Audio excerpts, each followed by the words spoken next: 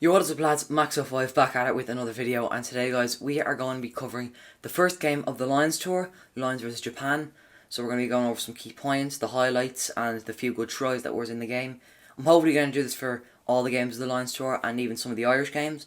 So lads, if you like that, stick around, hit the subscribe button and turn on the bell. And guys, let's get into it.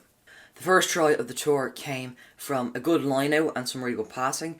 So the line out went from Conor Murray to Justin Tipper. He put a flat pass into Bundyaki and he was already running a line. So he used that momentum to bash through any defenders in his way. And since he wasn't held in a tackle, he had to keep running and he got even closer to the line. And after some good passing and some good quick ball from the Lions, it got to Josh Adams. He was just able to get past the Japanese defenders, stretch his hand out and get the try.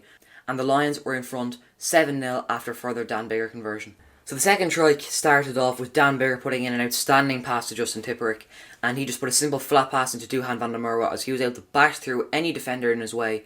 But this time he wasn't as lucky as Bundyaki as he was held in a tackle, but their cycling of the ball was excellent, and it went out to Dan Biggar again, who put a lovely long pass out to Josh Adams.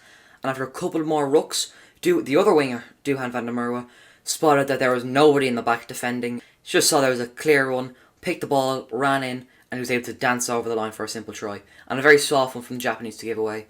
And after further Biggar conversion, they were 14-0 behind. The third try was probably my personal favourite. I thought it was a really nice try. Straight from the line out in the maul, Conor Murray, he saw Robbie Henshaw.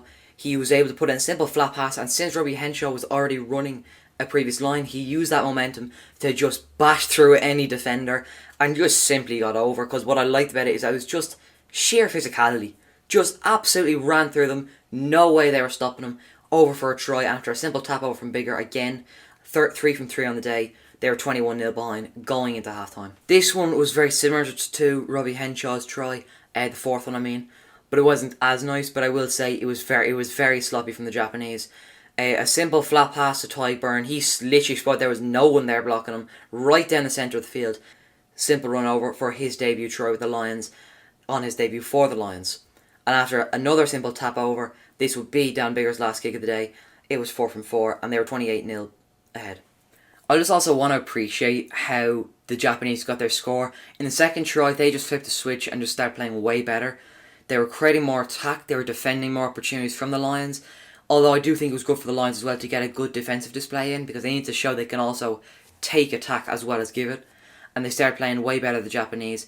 And although they didn't get a lot of scores and they didn't get a lot of opportunities to capitalise on, when they got in for a line out, they just added numbers to a simple carry, and there's no way the Lions were stopping them no matter how many numbers they had back. They had some beefy forwards get in there to carry the ball carrier over the line to get Japan's only try of the match. It was a deserved one, they worked hard, and I think after a further penalty to make it double digits, I think it reflected the score on how Japan played.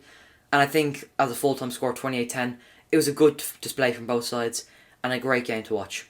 I do also want to talk about the squad that was picked, and I think it'll be a very similar squad against the Springboks. Is that the squad that was picked for the overall tournament or the overall tour was they want versatile forwards and backs. They want forwards that can also be physical but also be fast. They want backs that can be fast but also be physical. And I think we saw a good trial of that against the Japanese. Like we saw players like Tyke Byrne, Jack Conan, Toby Faletau, I'd even argue Courtney Laws and Ian Henderson. They're not bulky, but they're more lanky. So they're tall, but they're able to run, like Tyke Byrne scored his try with, and even Jack Conan's disallowed try. And the reason I think the backs like Keith Earls weren't picked and Jacob Stockdale, they want physical backs. Like Robbie Henshaw and Bundyaki, they showed their physical presence in that game. So I think the squad have shown why they were picked and have shown that their plan will probably work against the Springboks, as also they're going to be going up against such a physical side. So I think the squad worked well, and it was a good trial to see how it would run against the Springboks. And my last opinion on the player of the match, Dan Biggar, I thought he had a very good game. And although Bundyaki and Tyke Byrne and Ian Henderson had good games, funny that they're Irish, Dan Biggar was definitely the best player on the field that day. His kicking out of hand was outstanding. His passing and vision was incredible, as well as kicking off the tee. I mean, there's really only one really hard kick in that game, and that was the first try. But he did very well in that game, and I think he's probably going to be the nailed-on 10 for the Springboks. But yeah, that's about it from me. So So lads, I hope you enjoyed that video. If you did, please leave a like, subscribe and hit the bell. I'm going to hopefully be making videos all like this throughout the summer. In the other Lions games against the Bulls, the Sharks, the Lions, all of them. And as well as the Springboks obviously as well. And I might even do some of the Irish games as well as the All Nations series coming back in November. So guys, I hope you enjoyed. Leave a like and subscribe. And I'll see you in the next one.